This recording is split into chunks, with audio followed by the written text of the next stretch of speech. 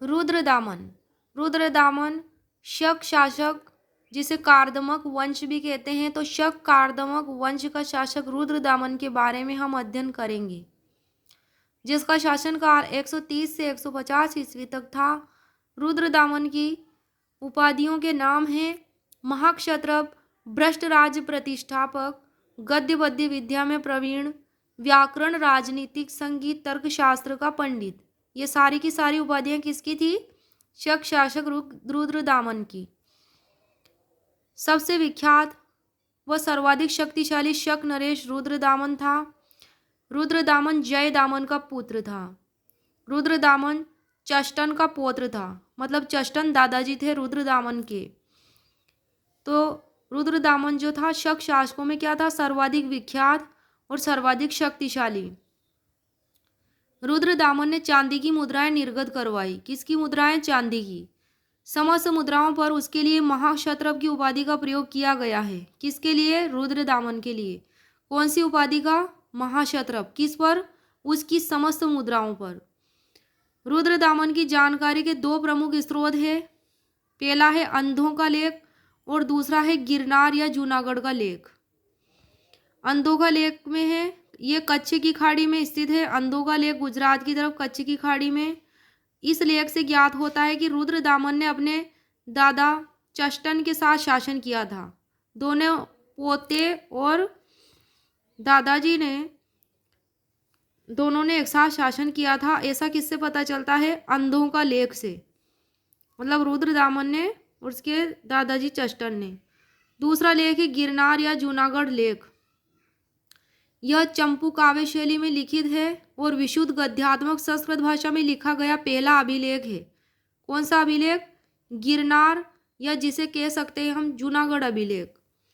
इस लेख के अनुसार, जूनागढ़ लेख के अनुसार, सभी जातियों के लोगों ने रुद्रदामन को अपना रक्षक चुना और उसने महाक्षत्रप की उपाधि स्वयं ग्रहण की। रुद्रदामन ने जूनागढ़ अभिलेख में योद्धे गणराज्य का उल्लेख हुआ है। कौन से गणराज्य का? योद्धे गणराज्य का, जिसे क्या किया था? रुद्रदामन ने हराया था। ऐसा जूनागढ़ अभिलेख में लिखा है, जिसे गिरनार अभिलेख भी कहते हैं।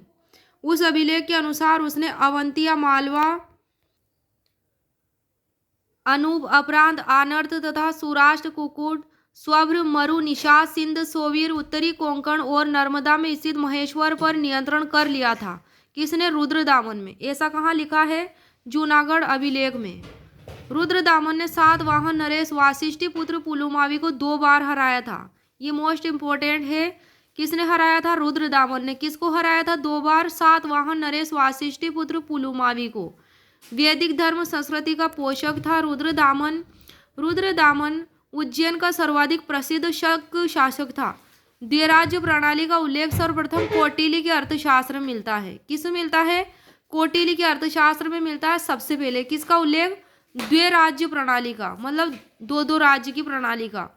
और रुद्रदामन के अंधो अभिलेख में ज्वलंत उदाहरण इस बात का कि रुद्रदामन ने कुछ समय अपने पितामह चष्टन के साथ संयुक्त शासन किया था। तो ऐसी द्विराज्य प्रणाली का उल्लेख किसमें मिलता है? रुद्रदामन के अंधो अभिलेख में। जूनागढ़ अभिलेख में उसे भ्रष्ट राज्य प्रतिष्ठापक कहा गया है। वह व्याकरण, राजनीति तथा तर्क विद्या सहित गांधर्व विद्या, मतलब कि संगीत में भी प्रवीण था रुद्रदामन। वह वैदिक धर्म का अनुयायी था। उसने संस्कृत भाषा को राज्याश्रय प्रदान किया था। कौन सी भाषा को? संस्कृत भाषा को। उज्जयिनी नगर उसकी राजधानी थी। किसकी राजधानी थी? शक शासक रुद्रदामन की, जो उसके समय शिक्षा का प्रमुख केंद्र भी था, उज्जयिनी नगर। रुद्रदामन के बाद पश्चिमी शक क्षत्रप शक्ति कमजोर पड़ गई थी। रुद्रदामन की मृत्यु के बाद। रुद्रदामन के बाद कौन कौन शासक हुए? दाम दसद, जीवदामन, रुद्र सिंह प्रथम, ये शासक हुए रुद्रदामन के बाद। जूनागढ़ अभिलेख, इसमें क्या है? सुदर्शन झील से संबंधित है जूनागढ़ अभिलेख। उसका वर्णन है सुदर्शन झील का, जो गिरनार गुजरात में स्थित है, इसलिए इसको गिरनार अभिलेख भी कहते हैं, जूनागढ़ अभिलेख को। और यहाँ शक शासक रुद्रदामन का भी उल्लेख हुआ है जूनागढ़ अभिलेख में। रुद्रदामन के शासनकाल की तिथि जूनागढ़ अभिलेख में 150 ईस्वी बताई गई है, जो शक संवत की दृष्टि से शक संवत 72 अंकित है। और इस लेख में 20 पंक्तियां हैं जूनागढ़ अभिलेख में।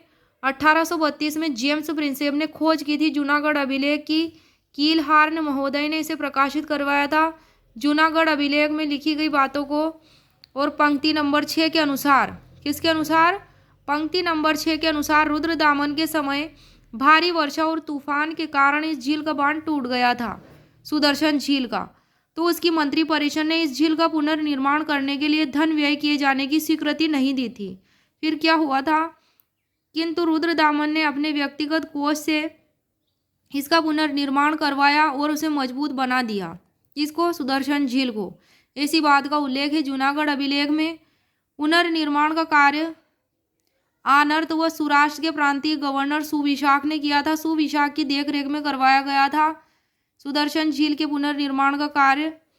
लेख पर उत्कीर्ण राजाओं के नाम, कौन से लेख पर? जूनागढ़ अभिलेख में। किस किस का नाम मिलता है? एक चंद्रगुप्त मौर्य का नाम मिलता है, सम्राट अशोक का नाम मिलता है, रुद्रदामन का नाम मिलता है और स्कंदगुप्त, गुप्त शासक स्कंदगुप्त का नाम मिलता है। इन चारों का नाम मिलता है। चंद्रगुप्त मौर्य के टाइम पे था वो बांध बनवाने का देखरेख करता पुष्यगुप्त वैश्य। कौन था? पुष्यगुप्त वैश्य था चंद्रगुप्त मौर्य के टाइम पे। और सम्राट अशोक के टाइम पे था यवन तुषास्प, रुद्रदामन के टाइम पे था सुविशाख और स्कंदगुप्त के टाइम पे था चक्रपालित। तो ये क्या थे?